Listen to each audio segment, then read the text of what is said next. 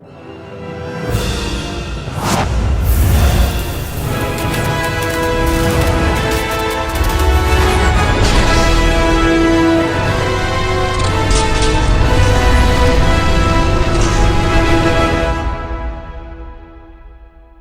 going on, everybody? Welcome back to another video, and in today's video we're going to be talking about The Laureate. So this is a brand new film that, as of filming this, actually comes out tomorrow. It may actually come out today in certain locations because this film is coming out in a select theater run as well as on VOD, anywhere that you can find the movie digitally to rent and purchase. I meant to get this review up earlier in the week, but due to some other things I just never got around to it. But here we are, finally talking about The Laureate. It's my first early screener for the year, so a big thanks to those over at Gravitas Ventures for once again sending me another early screener, and I look forward to talking about more of their movies moving forward into this year. So this film is directed by William Nunez, who also wrote the film and produced the film, and takes us back to the mid-20s as we see the story unfold around Robert Graves, Nancy Nicholson, as well as Laura Riding. Those are the main characters that we're focusing on, and after having watched the film, I found out that these were actually real people and this was actually real stuff that happened. Now, of course, since we're going back to the 20s, of course, we don't know exactly how all of this went down. There are just images and things and stories about what happened, and of course reports and all that jazz. But yeah, I don't really know as far as what was absolutely accurate when it comes to this movie, what was not accurate. So just want to say that right out of the gate, I went into this knowing nothing about this story, and this is the first time I've heard anything of this. As I mentioned, we focus on Robert Graves as well as his wife Nancy Nicholson, and then you also have the character of Laura Riding, or the individual Laura Riding. But the film primarily focuses on Robert Graves, who's played by Tom Hughes in this film. One thing I'll say right out of the gate is that I think the performances in this film are top-notch. Really thoroughly enjoyed the cast. I thought everybody gave a really believable and grounded performance for the most part for what they were given, and my negatives really have nothing to do with the technical elements of this film. I found this film to be incredibly well shot, incredibly well acted. The costume design and set design was pretty solid. Some of the hair pieces and wigs on people were a little bit noticeable at times, and some of the pacing at times was also a little bit off for me, but for the most part I did find this to be a really well-made film, and a lot of my negatives have more to do with the way that the story was told rather than actually what was on display on screen as far as the actual performances and what we're actually seeing and hearing. This film also has a really solid score. I really enjoyed the music, and it really complemented these moments and really built on these moments over the course of the film. So Robert Graves, like I said, played by Tom Hughes, is a writer-poet who's kind of just lost his way. He's come back from war and he's kind of damaged from that. He's been through so much, and he's kind of in this very hollow relationship with his wife, who's played by Laura Haddock, who I know best actually from the very beginning of Guardians of the Galaxy. That's the only other thing that I know her from that I can think of. And yeah, she plays this wife who just wants her husband to succeed again. She wants him to be, the popular, very, well-established writer that he has been in the past. And so she's really kind of willing to do everything and anything as a wife for him to find some means to kind of inspire him. And so I really like the way that she played that character. She's a very emotional character, a character that you can really root for, but ultimately a character that you really feel for. And not too long into the film, you have the character of Laura Riding appearing into the story, played by Dianna Agron, who I only really know because I know she's in Glee, even though I've never seen Glee, and I really enjoy her in I Am Number 4, which is a film I have covered here on the channel before.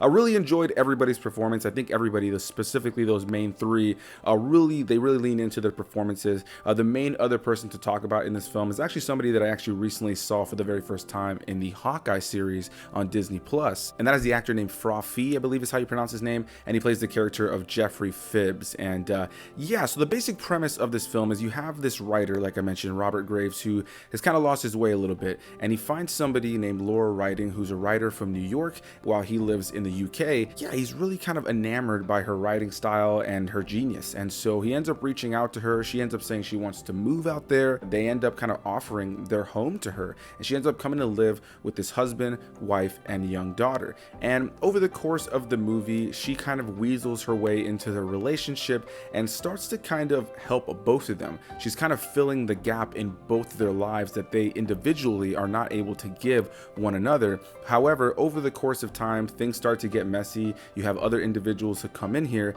and the conventional ideas of relationships and trust and loyalty start to get thrown out the window. I don't want to say too much about this movie in case you don't know the story, as I didn't, because I think when you go into it, it seems like a very straightforward, here's this woman joining this, family. She's going to kind of ruin the relationship and kind of, take the man away. But ultimately, there's a lot more layers to the story than I expected. And I really enjoyed that element about this movie. So yeah, if you don't really know about the story of Robert Graves and Laura Whiting and Nancy Nicholson, I'll kind of stay away from getting too deep into exactly what unfolds, because there were some surprises for me in here when I did think it was going to be fairly predictable. Beyond that, I found, again, the film to be really well made. And so overall, I do think this was a solid film. However, leaning into some of my negatives, I think that the way that the story is told, some of the pacing is a little bit messy at times. It kind of just feels like Laura Whiting just kind of shows up, and it's one of those movies where we're jumping from scene to scene, different times of day. Maybe it's been a few days, maybe it's been a week, maybe it's been 2 weeks, and our characters are consistently changing in between those sequences. So our characters are becoming closer from one scene to the next, but you really haven't seen the development that kind of shows you them becoming closer. By the time the movie was over, I thought to myself, this would have been, with the same cast and same production value, a really solid like 4 or 5 episode miniseries. I think they really could have been able to stretch out the story and give it kind of time to breathe, as well as time to really develop the relationships, because by the time the movie was over, even though I did find it to be a very well made film and I was intrigued by the narrative, I did find myself thinking I'm not overly captivated by these characters and their story. This isn't a film I can see myself revisiting, all the time. And it isn't even really a movie that I can say I give a flat out recommendation to everybody for. With that said though, I do think this is a movie that a lot of people are going to enjoy. I really did enjoy a lot of the dialogue and the way that the film was put together, again, and the performances. However, some of the dialogue can be a little bit dense. There is an element of it being very poetic. It has a lot of narration throughout the course of the film, and all of that is, kind of layered with dense, poetic kind of symbolism in its dialogue, which I enjoy because there's a lot of stuff like this that I do watch, but I can see some watching this movie and finding it to be a bit boring. I don't necessarily think this is a fantastic film, but I do enjoy it. I just think my biggest gripe with it was that it feels a little jumpy at times. It feels like at times it's just jumping from scene to scene to scene, and you're kind of wanting a little bit more character development in between these moments to really flesh out the characters and really flesh out the growth that they're having together, the bond that they're building. But again, overall, I do think it's a well-made film, and I do think a lot of people are going to enjoy this, and I think the performances are really what sell it. I think the performances are really great. The characters feel real and tangible for the most part. I just wish that they would have fleshed out the story a little bit more, and I think a lot of that just comes to trying to tell a story like this that spans over a lot of time in a movie, where I feel like this would have really benefited from having a couple episodes to kind of, tell this story, flesh out these, romances, flesh out these, connections between characters, these bonds, and even some of the negative stuff that happens, to kind of flesh out some of the anger that builds up in these characters. I feel like sometimes it felt like we were jumping from different emotions with every scene, because we're jumping at different points in time, and we're jumping further in the future, or just a couple of days, or it's day now, or it's night now. Overall, I just found it to be a little bit messy in some of his storytelling, but I did find it to be pretty intriguing, and knowing nothing about this story, I did find myself pretty interested to see where it go, and I do think a lot of people will check this out and enjoy it. So yeah, that's gonna be my thoughts on The Laureate. Not a film that I think is gonna work for everybody, but I think if you've seen the poster here and you see the trailer that kind of has been playing over this review, and any of that seems interesting to you and what I'm kind of talking about, then yeah, definitely check it out. Like, this is a movie I instantly messaged my mom about. I was like, hey, listen, there's this movie coming out. I think you're really gonna like it. And yeah, I can't say that I would say that for everybody, but I think it just depends on who you are. But ultimately, I think this is a movie that could have been better, but was pretty solid. So that's gonna be my thoughts on the movie. Definitely want to hear what you guys have to say. So please hit that like button down below, comment your thoughts, subscribe for more videos, and I'll see you guys in the next one. Bye-bye.